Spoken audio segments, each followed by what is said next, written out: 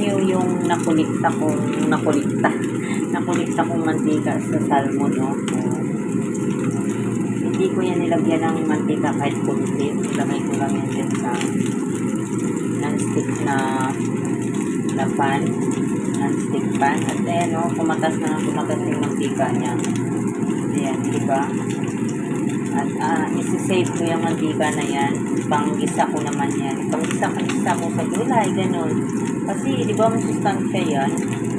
Masustansya yung ano ng salmon na rin eh. Omega 3, di ba? Meron akong omega 3 guys, yung mantika ng salmon. Di ba? Nangulikta ako yan. Kapag nag-prito ako ng salmon, hindi ko nilalagyan ng talaga, ng mantika. Pusa lang siyang nagmamantika kasi mataba nga. Ang laki na itong hiwa na to ngayon eh. Nabili yan sa Costco.